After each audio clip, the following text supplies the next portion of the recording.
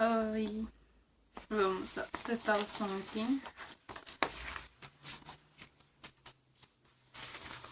Ih, não veio que tu tá ouvindo. Agora veio. Falhou alguma coisa? Não sou. Eu vou. Tá bom. Então, galera, vamos lá para mais do Bíblia Live. E, primeiramente, eu queria dar uma feliz Páscoa a todos. E que a gente sempre possa manter vivo o sacrifício que Jesus fez por nós e o significado dele. Amém? Bom, galera, a princípio a gente vai dar uma esperada aí, mas o pessoal vai entrando. E seria bastante interessante que, agora tá no começo, né, mas se a galera pegasse na metade e assistir de novo depois o vídeo, que ele é bem legal. A princípio ele foi bem contextualizado pra gente não confundir as coisas. Bom, no domingo passado a gente não fez a live, né? A gente tinha até postado que o Bíblia Live, escrito Bíblia Live, fecham as portas, no caso, né? Que na verdade não seria o fim do Bíblia Live, seria justamente a gente fechar as portas a qualquer outra interpretação maliciosa, inclusive como Paulo pedia para que os cristãos fizessem na época deles, sejam os colossenses, sejam os coríntios, sejam os... enfim. E a todo qualquer tipo de sentimento ruim ou de preconceito em si. Nós sabemos que hoje nós vivemos em um novo pacto de Deus com a humanidade. E esse pacto só foi possível graças ao sacrifício de Jesus, ao qual a dívida era nossa, mas foi Ele quem pagou.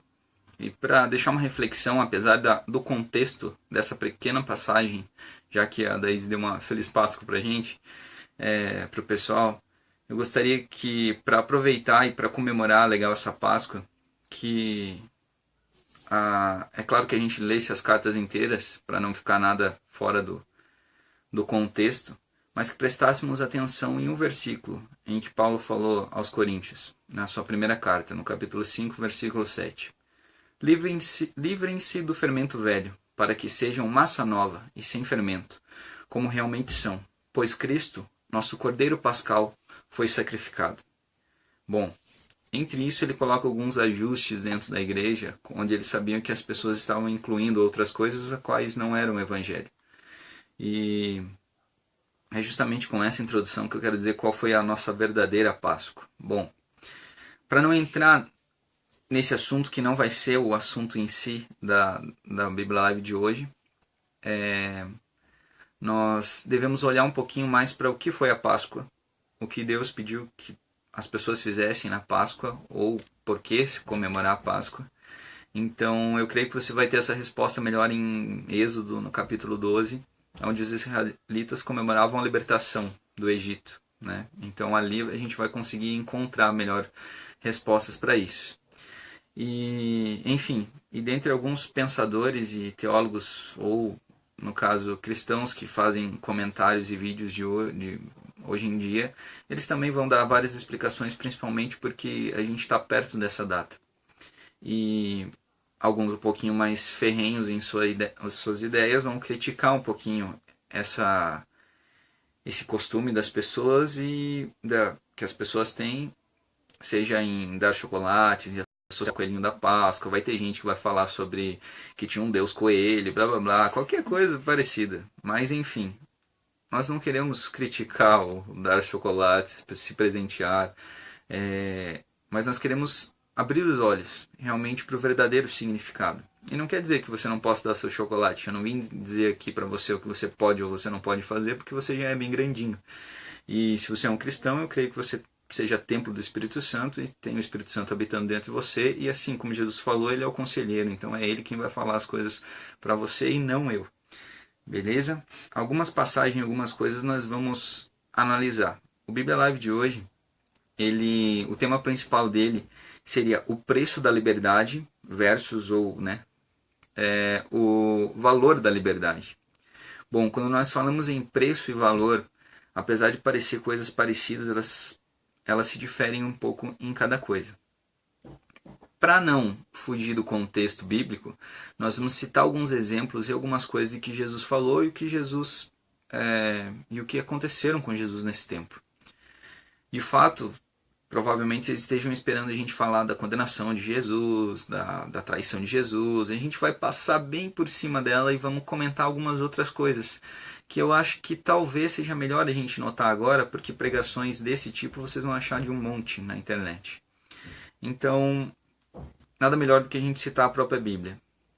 Em João, no capítulo 8, no versículo 31 a 32, está escrito: Disse Jesus aos judeus que haviam crido nele: Se vocês permanecerem em mim, firmes na minha palavra, verdadeiramente serão meus discípulos, e conhecerão a verdade, e a verdade os libertará. Bom, nada melhor começar do que falar da liberdade, sendo que aqui no Evangelho de João a gente vê que se a gente conhecer a verdade nos libertará. Mas quem é essa verdade? Bom, eu não quero fazer uma comparação com um texto fora de contexto, sendo que, apesar dos pesares, essa é a realidade. Jesus disse que ele era a verdade, o caminho e a vida. Então, o caminho, a verdade e a vida, né? Mas, continuando, só para a gente não se perder do que a gente está lendo aqui, só lembrem que conhecer a verdade os libertará. Bom, quando que Jesus disse isso? O capítulo 8 de João, ele começa falando sobre que Jesus tinha subido ao Monte das Oliveiras. E foi nesse mesmo dia que alguns religiosos levaram uma adúltera a Jesus. E muito provavelmente você, se é cristão ou até não cristão, porque muitas vezes em nossos colégios, em algumas histórias que a gente vê, desenhos, filmes, hoje nós temos vários acessos a diferentes conteúdos bíblicos, né? Então, nós conseguimos ver uma história bem famosa onde alguns religiosos levam uma adúltera aos pés de Jesus, sabendo que naquela época eles viviam pela lei. A lei dizia que se pegasse alguém em adultério, o que aconteceria? Teria que ser apedrejado. E foi engraçado que, aqui eu não descrevi a ação, mas foi engraçado que quando eles levavam sempre dúvidas, perguntas e ocasiões como essa para testar Jesus. A gente não sabe dizer com certeza se aquela realmente era uma mulher adúltera. Se fosse hoje em dia, eu não duvidaria que alguma das nossas pessoas jogasse uma mulher lá que sei lá o que ela fez, por mais que ela não tenha feito nada, e dissesse, essa aqui, fez isso aqui, o que você vai fazer agora? Bom, em todo caso, o que aconteceu naquela hora, naquele momento, foi que ele fez com que os religiosos soltassem as pedras das suas mãos. Porque quando eles viram que igualmente também tinham pecado, se viram culpados. Não necessariamente por adulterar, mas por também estarem igualmente em juízo pela lei. Eu gosto de enfatizar bastante e falar bastante disso e desse assunto sobre a lei, porque são períodos diferentes ao qual nós vivemos. E se nós não entendermos isso, nós vamos continuar fazendo coisas de costumes judaicos que não aprazem ou não trazem uma confirmação de Jesus ou uma vida com Jesus sincera, porque nós estamos novamente vivendo por mandamentos. E em si que nas epístolas de Paulo nós conseguimos ver que nós não vivemos mais pela lei. Continuando, nesse mesmo capítulo, Jesus afirmou ser a luz do mundo. E não foi da forma que João colocou, talvez no primeiro capítulo de João ali, mas Jesus afirmava que ele era a luz do mundo. E os fariseus, eles inclusive duvidaram do testemunho de Jesus. Fariseus, né, no caso, ele era o nome dado para um grupo de judeus devotos ao Torá, e que surgiram mais ou menos no século II a.C., que eram, vamos dizer assim, uma seita diferente, inclusive opositora aos saduceus, que também era uma outra seita que criam no Torá. Porém, eles criam numa lei oral, ou seja, infelizmente, dentro disso nós conseguimos ver pessoas que dentro da lei incluíram novas leis. E aí que mora um perigo bem, vamos dizer assim, crescente naquela época. E tanto quando Jesus veio, vários deles inclusive questionavam Jesus, como a gente já havia falado. E, enfim, então, em conjunto com a lei escrita, eles faziam algumas leis orais, dizendo que o que eles falavam também faziam parte da lei. Bom, e depois eles criaram algumas coisas, enfim, instituições de sinagogas e blá blá blá, mas a gente não vai entrar nisso aí. Bom, nessa afirmação, Jesus inclui o fato de que se eles não crerem que ele é, isso acarretou, na verdade, algumas discussões, né, na época. Então, sempre que eles perguntavam alguma coisa, Jesus respondia para eles. E que eles não acreditarem que o eu sou era ele, eles iriam morrer em seus pecados. E era uma coisa que Jesus já estava ousando falar desde aquela época. Porque não se trata de um costume daquela época crer em Jesus e ganhar a salvação. Já era alguma coisa que Jesus estava revelando para aquele povo, mas eles não conseguiam acreditar. E apesar de várias frases e discussões e imposições ou oposições, no caso dos fariseus, alguns presentes ali creram nele. Tanto que a mesma afirmação ali que a gente tem em João 8, a verdade os libertará, causou mais dúvidas. E quais eram essas dúvidas? Bom, os próprios fariseus perguntaram: nós somos filhos de Abraão e nunca fomos escravos. Como diz isso? Por quê? Porque ele dizia que iam morrer nos seus pecados, onde eles eram escravos, eles estavam presos. E eles tinham que conhecer Jesus para serem livres, né? A verdade os libertará. Mas ele disse que eles disseram que eles eram filhos de Abraão e nunca foram escravos.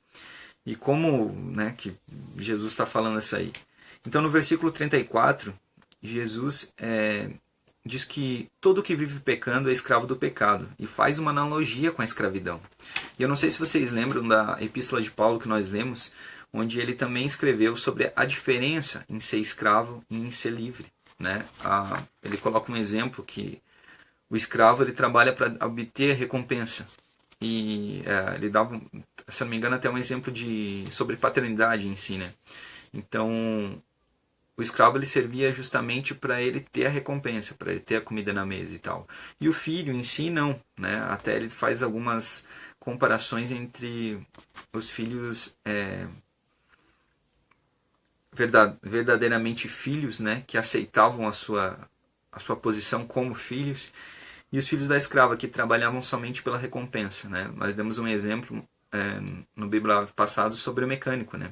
Pode ser que o pai chamou a criança para ajudar, e é bem possível que aquele pai conseguiria terminar aquela obra, aquele carro, podia ser qualquer coisa, né? Ali a gente só deu um exemplo. Muito melhor e mais rápido do que aquela criança ajudando, mas ele mesmo assim chamou porque ele escolheu ensinar, ele escolheu mostrar alguma coisa para aquela criança, e aquela criança por si só ela não teria só a recompensa de tipo, vou ganhar um dinheiro por trabalhar com meu pai. Não, ele vai ganhar às vezes o próprio ensinamento, que seria, nossa, eu trabalhei com o pai lá, ajudei ele a arrumar o carro. Enfim, continuando. Mas apesar de não estar claro para aqueles judeus, eu acho que eles deviam estar se perguntando, não está na Bíblia isso, não está escrito, mas a gente já entra de novo. Como nós seremos livres então? Se de repente nós filhos de Abraão, somos... como que a gente vai ser livre então, se esse próprio Jesus aí está falando que nós somos escravos do pecado? Então ele continua falando no versículo 36. Portanto, se o Filho os libertar, vocês de fato serão livres. Bom, o coração deles ainda estava endurecido. E mesmo Jesus dizendo, no versículo 37, eu sei que vocês são descendentes de Abraão, contudo estão procurando matar-me, porque em vocês não há lugar para a minha palavra. Eu estou dizendo o que vi na presença do Pai, e vocês fazem o que ouviram do Pai de vocês. Bom, e eles replicaram dizendo, inclusive, então, Abraão é nosso pai, responderam eles. E eles continuaram nessa discussão. O que leva a pensar um pouquinho antes da gente concluir, pelo menos essa partinha aqui, quantas vezes nós não questionamos Jesus? Eu não estou falando dos líderes, nós questionarmos líderes religiosos ou alguma coisa assim, né? Porque Enfim, eu estou justamente falando quantas vezes nós não questionamos Jesus sobre algumas palavras dele. Ah, será que eu faço isso? Será que eu não faço? Será que... Enfim. E aqui tem uma relutância muito grande do povo naquela época pelas palavras de Jesus. Sendo que ele usava, inclusive, as próprias escrituras para demonstrar e falar algumas coisas para o povo, assim como a gente vai ver daqui a pouco. Mas mesmo assim, naquele dia, pelo menos naquela ocasião, eles continuaram a discussão até dizer que Jesus estava endemoniado. Eu sei que você nunca vai ver isso nas nossas instituições de hoje. E que ele não tinha idade para ter visto Abraão, dizendo que Abraão testificou, que viu a sua glória, enfim. Enfim, no final eles pegaram pedras para apedrejar Jesus. Eu acho que seria mais ou menos o que aconteceria com Jesus na nossa época, né? Se Jesus aparecesse ali e tal e de repente não demonstrasse alguma imposição ou algum poder, e mesmo que ele demonstrasse esse amor, talvez a gente ia até ouvir o que ele diz, né? Assim como a gente já citou em alguns Bíblia Live passados, e iríamos rir dele, dizer, ah, beleza, mas os negócios não funcionam assim aqui. Mais ou menos o que foi feito na época. Infelizmente, isso leva a gente a uma reflexão. Aliás, felizmente, né? Nós confiamos realmente nas palavras de Jesus. E só mais uma coisa, não esqueça do tema principal. Como que nós podemos ser livres? Bom, aqui eu vou dar outro exemplo para vocês, bem mastigadinho agora, para a gente tentar entender através da palavra. Pode ser que eu não esteja sendo muito claro ou esteja apontando alguma outra coisa que a gente fica pegado às vezes, que são os nossos próprios atos diante de Jesus, mas através da palavra de Deus eu tenho certeza que nós conseguimos ter um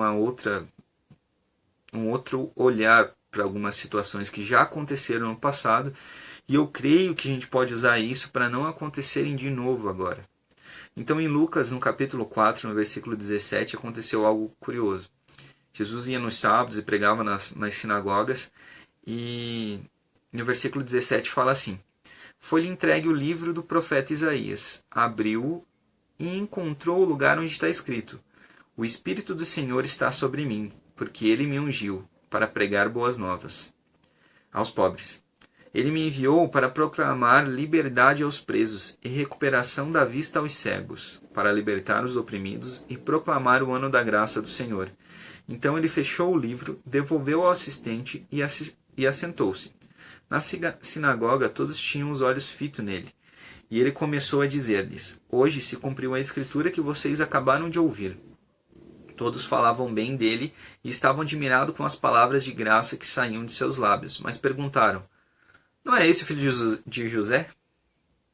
Eis aí a outra parte problemática, né?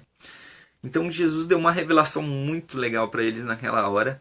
E novamente, né, aqui não fala se a pessoa estava tomada por alguma coisa, de algum espírito, alguma coisa assim, enfim, né? Eu nem quero entrar muito nessa parte, só em uma parte futura, mas vai ser só para justificar os milagres de Jesus ali naquela parte. Mas enfim.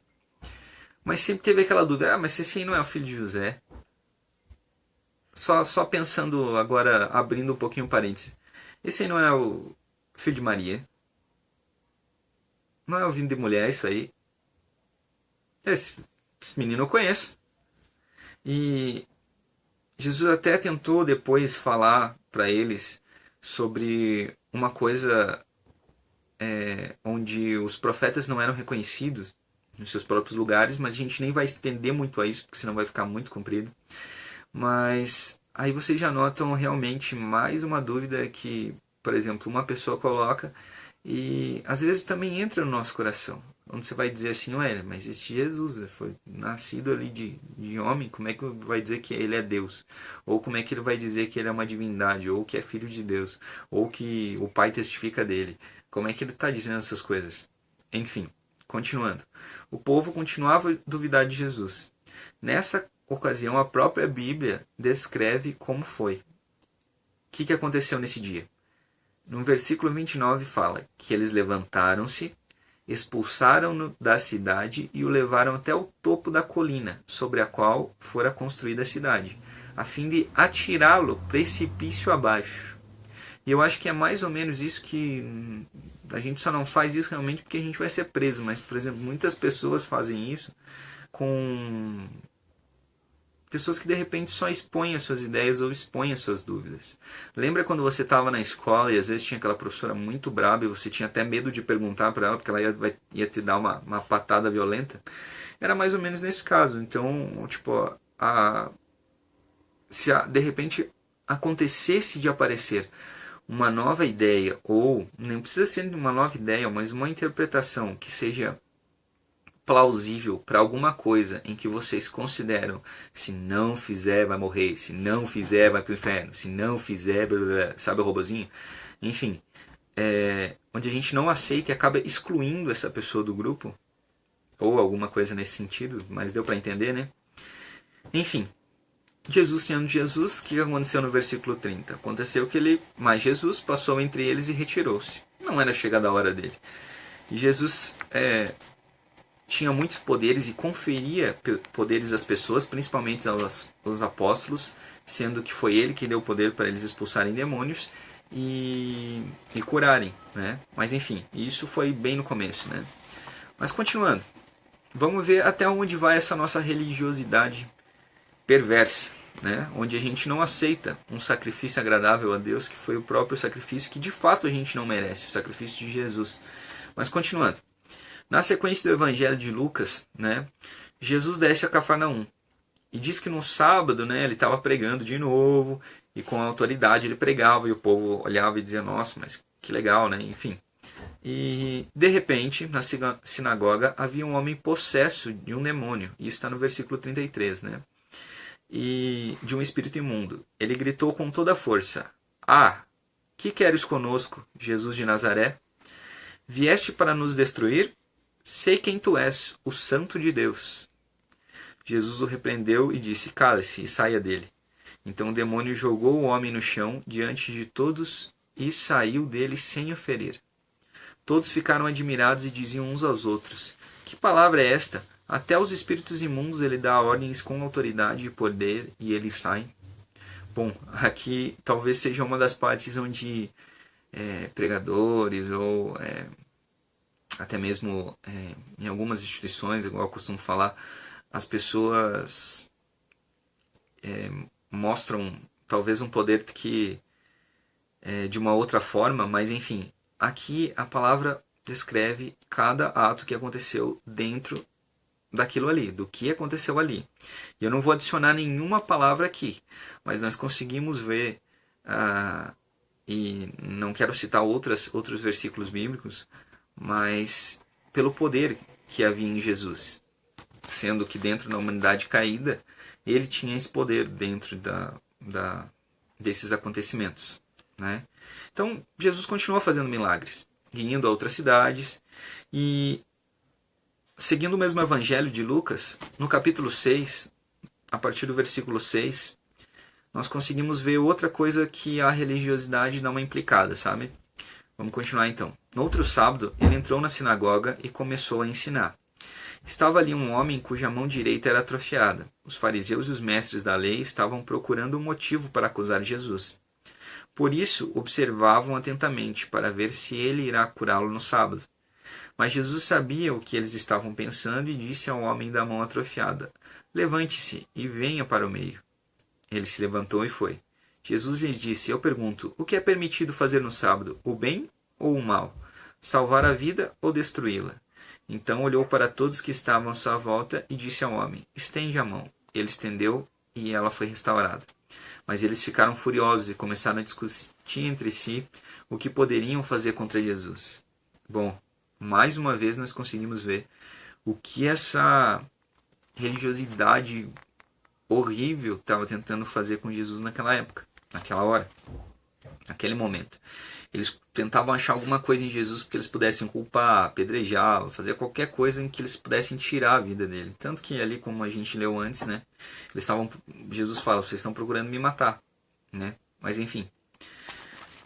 Continuando, vamos ver até onde essa religiosidade nos impede de ter essa liberdade, então, né? Só para não ficar muito vago o assunto até onde a gente vai chegar.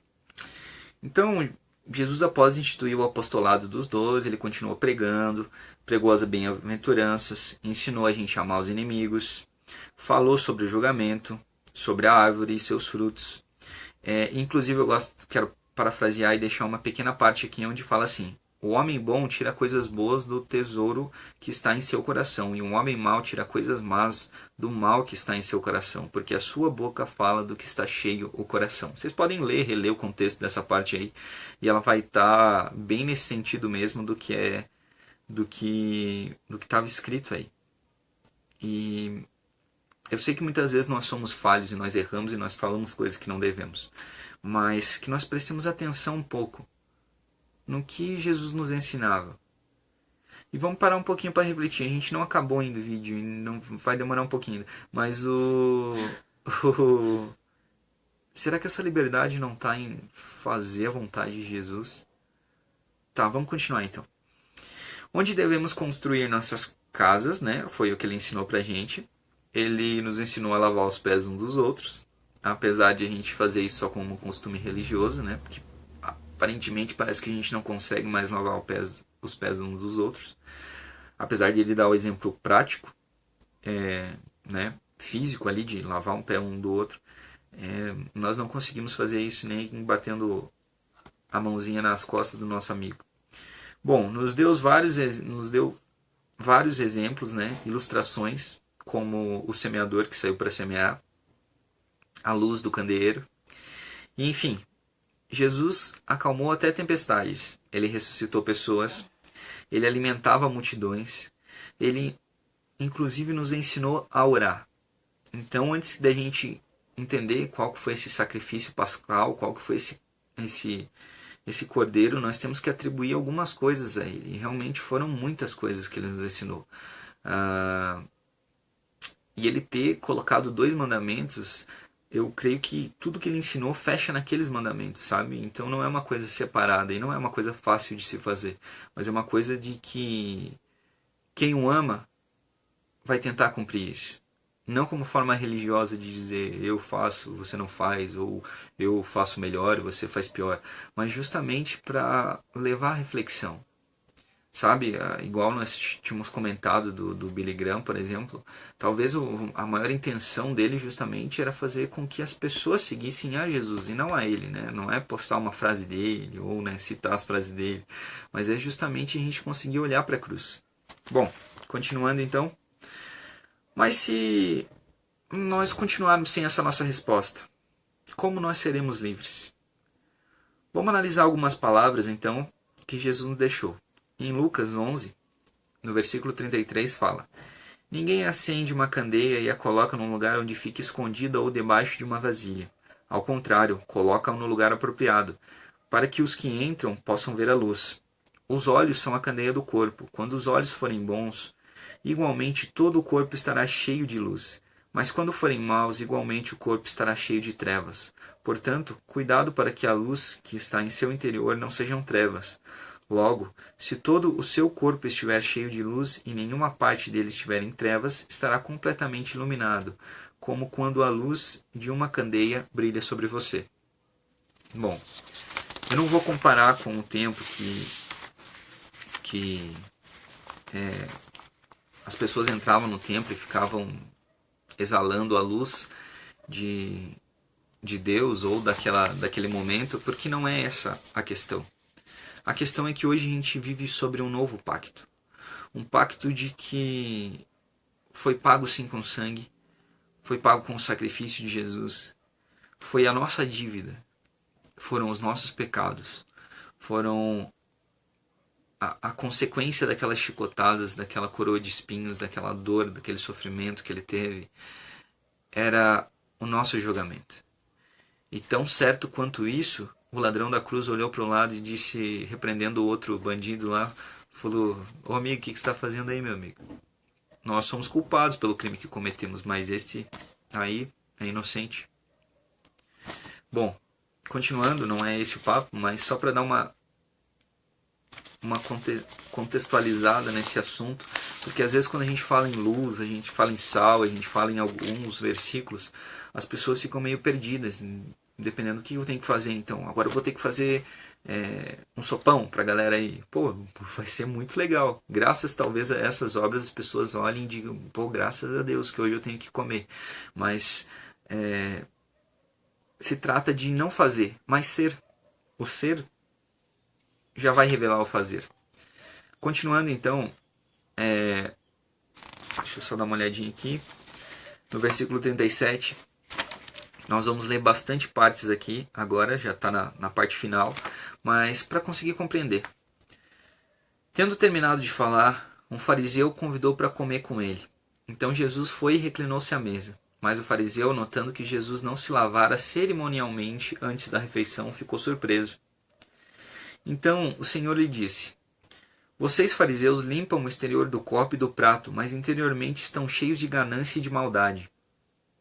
Insensatos! Quem faz o exterior não fez também o interior? Mas deem o que está dentro do prato como esmola, e verão que tudo ficará limpo em vocês. Bom, eu só vou dar uma paradinha aqui.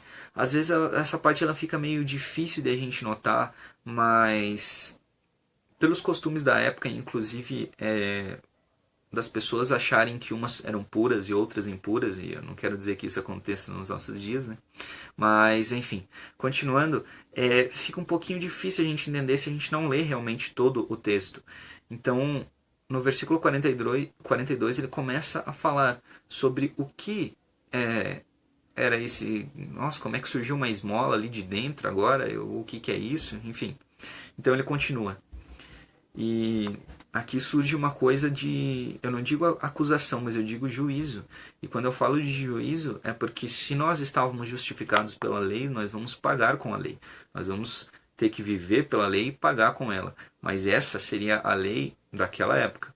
E eu não estou dizendo que... Bom, eu não vou entrar agora, mas daqui a pouco a gente fala nisso.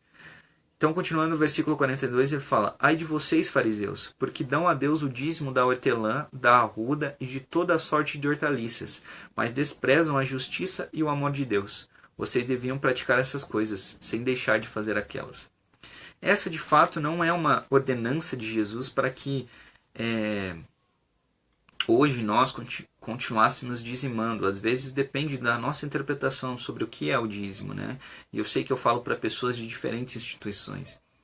Então, Jesus falava para aqueles fariseus, mas tendo sempre como exemplo, a gente consegue ter alguma noção das coisas. Por quê? Porque toda a palavra é boa para ensinar, para exortar, né?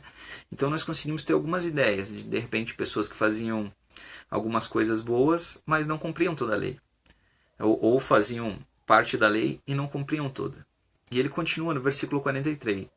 Ai de vocês, fariseus, porque amam os lugares de honra nas sinagogas e as saudações em público.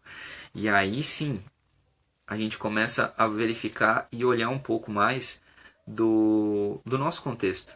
Será que realmente nós não estamos fazendo a mesma coisa? Continuando.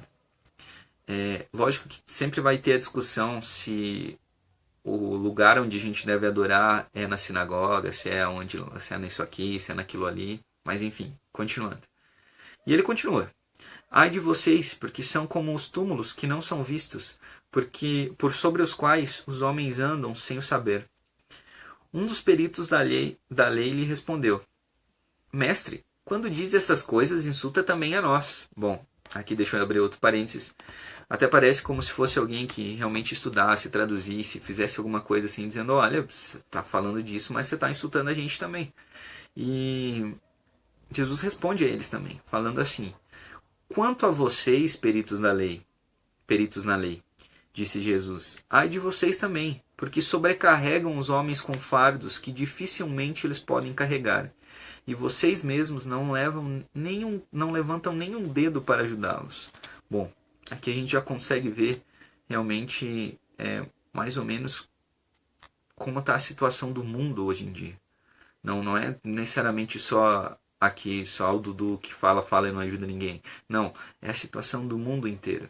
Porque às vezes a gente tem uns conselhos que eu não vou citá-los aqui, né? Podem até escolher o vídeo, mas enfim, a gente tem algumas reuniões entre países, onde vai um representante de cada grupo, e no final eles discutem, talvez para não resolver nada. E esse que é o problema. Falamos muito em doação, falamos muito em querer ajudar o próximo, mas aquilo só fica nos discursos. Aquilo parece que só fica nos anos políticos, né? E, de fato, pessoas entendidas que poderiam estar fazendo alguma coisa não faziam nada. E isso remete, inclusive, a nós mesmos, né? Eu posso citar o problema do mundo, mas eu sempre tenho que olhar para dentro primeiro. Então, continuando o versículo 17. Ai de vocês, porque edificam os túmulos dos profetas, sendo que foram seus próprios antepassados que os mataram. Assim, vocês dão testemunho de que aprovam o que seus antepassados fizeram. Eles mataram os profetas, e vocês edificam os túmulos. Por isso Deus disse, em sua sabedoria, eu mandarei a vocês profetas e apóstolos, dos quais eles matarão alguns e a outros perseguirão. Pelo que esta geração será considerada responsável pelo sangue de todos os profetas derramados desde o princípio do mundo, desde o sangue de Abel até o sangue de Zacarias, que foi morto entre o altar e o santuário. Sim, eu digo a vocês, esta geração será considerada responsável por tudo isto. Ai de vocês, peritos na lei, porque se apoderam da chave do conhecimento, vocês mesmos não entram e impediram os que estavam prestes a entrar. Quando Jesus saiu dali, os fariseus e os mestres da lei começaram a opor-se fortemente a ele e interrogá-lo com muitas perguntas, esperando apanhá-lo em algo que ele dissesse. Bom, aqui a gente já coloca algum fato aqui, por exemplo, hoje nós podemos, né, a gente tem a Bíblia no celular, a gente tem a Bíblia dentro do bolso, a gente tem a Bíblia, algumas palavras e algumas inclusive Bíblias comentadas e coisas e tais, mas existe uma época inclusive que o povo ele dependia do que as pessoas ordenadas para lerem e para entrarem no templo de Deus eles dependiam dessas pessoas, e elas estavam de fato não dando ao povo o que o povo merecia, e o povo não merecia esses cargos de cumprir lei, de peso nos ombros e tal, onde, apesar de tudo ser uma sombra e simbologia do que estaria a vir, que era o sacrifício de Cristo, tinha muita coisa com que o povo poderia ser abençoado, e isso estava ficando de lado, e isso estava ficando oculto, né? E o próprio povo sofria com isso. E Jesus cita isso abertamente nas Escrituras, para nós entendermos o que as pessoas estavam falando, entendermos o que estava acontecendo naquele momento. Então, após isso, no caso, após esse infeliz, mas feliz, no caso, para a gente ter ideia do que estava acontecendo, até para a gente não repetir, Jesus ele dá alguns avisos, encorajamentos, como quem confessá-lo diante dos homens, ele confessará diante de Deus, e quem negá-lo diante dos homens, ele o negará. Ele nos ensinou a não ter ganância. E inclusive deu exemplo de um homem que ajuntou muito para si, porém seus dias estavam no fim e não havia ninguém para ficar com tudo aquilo. Bom, só para parafrasear aqui, vai falar assim: contudo, Deus lhes disse, insensato, esta mesma noite a sua vida será exigida. Então quem ficará com o que você preparou? Assim acontece com quem guarda para si riquezas, mas não é rico para com Deus. E deixe-me complementar aqui, né? Esses eram os dois versículos, 20 e 21. Mas deixa eu complementar que, de fato, ajuntar riquezas no céu seria o mais importante. Quando a gente fala assim, parece uma coisa muito fora da casinha, parece uma coisa que talvez não estivesse ao nosso alcance, até porque na época da lei eram exigidos muitos sacrifícios. E eu não digo que isso, pós 2000 anos, passou. Sabe por quê? Porque nós queremos sacrificar do mesmo jeito. Nós queremos sempre fazer algum sacrifício para que Deus se agrade de nós. E, bom, continuando, essas importâncias dessas riquezas no céu, elas não são através das obras. Mas quem não glorifica a Deus quando é presenteado com, só um exemplo, né? Quem que não glorifica a Deus quando não é presenteado com comida em um dia que não tem o que comer? Apesar dos nossos defeitos, nós também reclamamos ao Pai caso aconteça de não termos o que comer. Aqui está um exemplo de que a gente leva nossas petições, mesmo que não seja da forma formal, né, de um modo formal, onde a gente diz, nossa, pai, eu podia ter uma picanha aqui na minha mesa, podia ter não sei o que, podia ter ganhado um ovo de Páscoa, podia ter feito isso, podia ter feito aquilo e tal. Enfim. Mas pense em uma pessoa que não tinha realmente o que comer. Eu abri, eu acho que o meu Facebook, e eu vi até uma foto em que um representante religioso levava comida para as pessoas carentes. Legal, pô, show de bola. Não vou julgar, não vou dizer que tá querendo fazer para se aparecer, porque eu não creio nisso. Eu tenho que crer que a pessoa realmente fez isso de coração e que essas instituições realmente estão tentando ajudar pessoas. Mas imagine se aquela pessoa que recebeu a comida disse, nossa, graças a Deus, eu não tinha que pôr de comer pro meu filho. E agora eu tenho. Graças a Deus que colocou esse homem no meu caminho. Então, a glorificação do nome do Senhor, apesar de a gente falar dela mais em aceitação de almas, em conversão de pessoas, nós temos que mostrar para o mundo. Não, eu digo, né, é só isso que a gente tem que fazer. Mas, através dessas boas obras, as pessoas olharão para elas e glorificarão a Deus. Então, não é um fato de nós buscarmos isso para... Como é que eu vou dizer? Não, eu não vou nem citar isso, que eu vou acabar ferindo muita gente.